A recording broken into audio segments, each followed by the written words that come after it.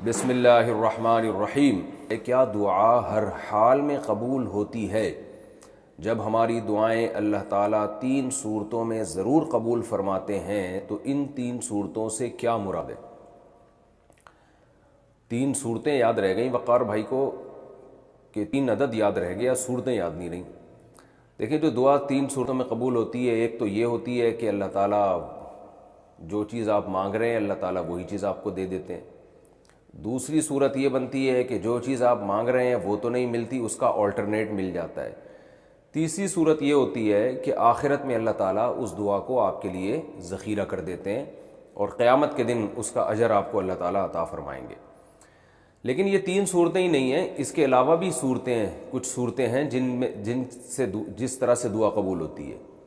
ایک صورت یہ بھی ہوتی ہے کہ آپ جو دعا مانگ رہے ہیں وہ نہیں ملتی، لیکن ہوتا یہ ہے کہ کوئی مصیبت جو آپ کی طرف آنے والی ہوتی ہے، جو آپ کو نہیں پتہ ہوتا کہ ایک مصیبت آنے والی ہے، اللہ اس مصیبت کو ٹال دیتے ہیں۔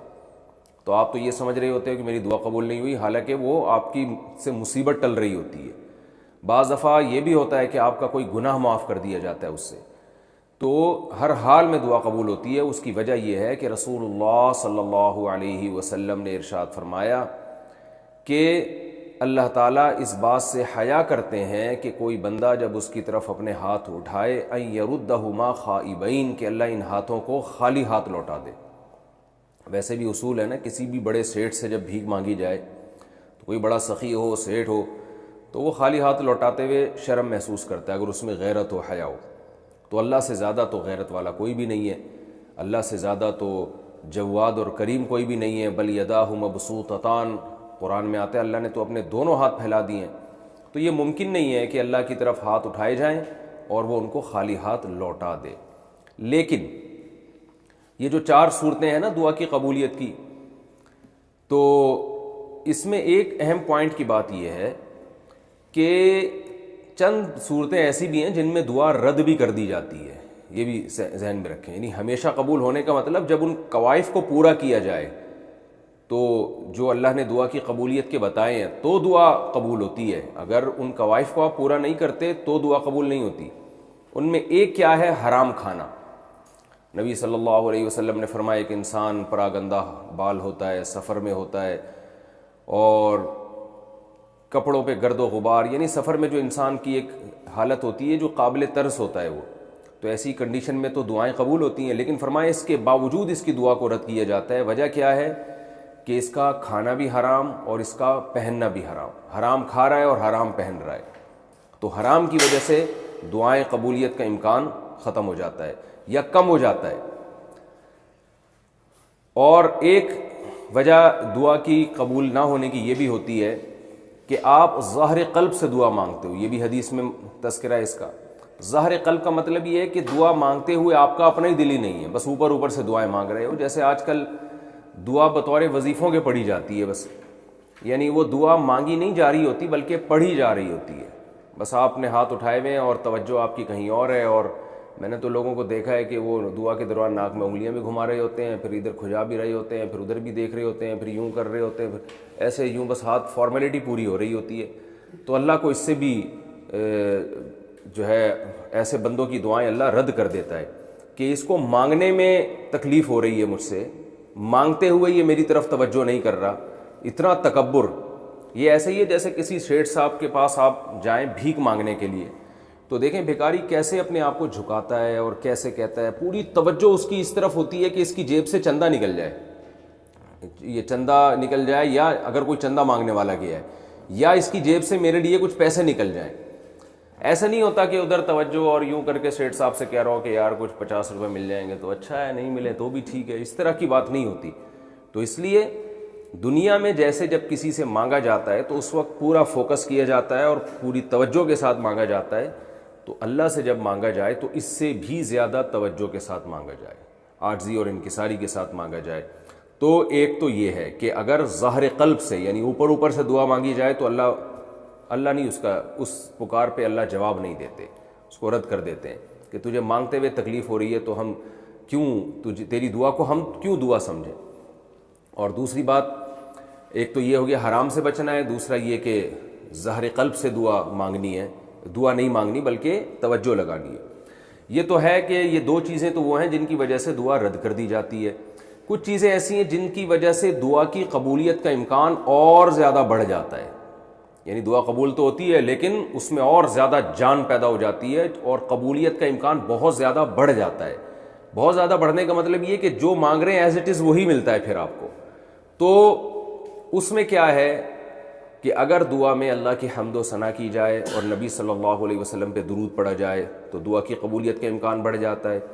نمبر 2، کسی نیکی کے بعد کوئی دعا کی جائے، جیسے آپ نے صدقات و خیرات کیے یا نماز پڑھی، اس کے بعد دعا مانگیں گے تو قبولیت کا امکان بڑھ جائے گا۔ کچھ اوقات ایسے ہیں جن میں دعا کی قبولیت کا امکان بہت زیادہ بڑھ جاتا ہے، جیسے رات کا آخری حصہ جسے تہجد کہا جاتا ہے۔ نبی صلی اللہ علیہ وسلم نے فرمایا اللہ آسمان دنیا پر آ کر ندائیں لگاتے ہیں، حل من مستغفر اغفر له، کوئی ہے گناہوں کی معافی طلب کرنے والا کہ میں اس کے گناہوں کو معاف کروں، کوئی ہے مجھ سے رزق طلب کرنے والا، مسترزق ارزق له، کوئی رزق طلب کرنے والا ہے تو میں اس کو روزی عطا کروں۔ تو یہ جو رات کا آخری حصہ ہے نا تہجد کا وقت، اس میں اٹھ کے اللہ سے ہاتھ پھیلا کے دعا مانگنی چاہیے، اس میں قبولیت کا امکان بہت زیادہ ہے۔ یعقوب علیہ السلام نے جب ان کے بیٹوں نے توبہ کی اور اپنے والد سے کہا کہ ہم نے جو یوسف علیہ السلام کو کنویں میں ڈالا ہم سے غلطی ہوئی، آپ ہمارے لیے اللہ سے معافی مانگیں، تو یعقوب علیہ السلام نے فرمایا سوف استغفر لکم ربی، عن قریب میں اپنے رب سے تمہارے لیے معافی مانگوں گا۔ تو عن قریب کیوں؟ مفسرین نے لکھا ہے اس لیے کہ ان کا ارادہ تھا میں تہجد میں اٹھ کے توبہ کروں گا تمہارے لیے۔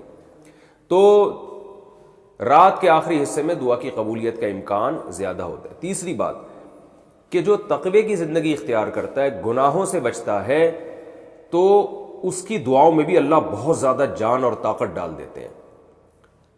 عبداللہ ابن عباس رضی اللہ عنہما آپ صلی اللہ علیہ وسلم کے ساتھ سواری میں پیچھے بیٹھے ہوئے تھے، تو آپ صلی اللہ علیہ وسلم نے عبداللہ ابن عباس کو فرمایا کہ یا غلام احفظ اللہ یحفظک احفظ اللہ تجدہ تجاہک، کہ تم اللہ کے دین کی حفاظت کرو تو مصیبت میں اللہ کو اپنے سامنے پاؤ گے۔ تو اس سے پتہ چلتا ہے کہ آپ مشکلات میں اللہ کو یاد کریں، یعنی مشکل وقت میں اللہ کے دین کو یاد رکھیں۔ جب گناہوں کا غلبہ ہو آپ کے اوپر، شہوت کا غلبہ ہو، اس موقع پر آپ اپنے آپ کو گناہ سے بچائیں، یعنی جو قربانی دیں، تو قربانی دیں گے، تقوی اختیار کریں گے تو دعا کی قبولیت کا امکان بہت زیادہ بڑھ جاتا ہے۔ اسی وجہ سے افطار میں دعا قبول ہوتی ہے، کیونکہ آپ نے قربانی دی ہے، روزہ رکھا ہے آپ نے۔ تو یہ ہے، کچھ جگہیں ایسی ہیں جہاں دعا کی قبولیت کا امکان بڑھ جاتا ہے، جیسے مسجدیں ہیں یا مسجد نبوی ہے صلی اللہ علیہ صاحبہ الصلاۃ والسلام، نبی صلی اللہ علیہ وسلم کی مسجد میں، مسجد نبوی میں قبولیت کا امکان بڑھ جاتا ہے۔ پھر بیت اللہ میں قبولیت کا امکان اور زیادہ بڑھ جاتا ہے، یعنی حرم میں۔ اور پھر بیت اللہ کے غلاف کو پکڑ کے جو ملتزم ہے وہاں ملتزم پہ اپنے رخسار کو رکھ کے دعا مانگنے کی قبولیت کے امکان بے پناہ بڑھ جاتا ہے۔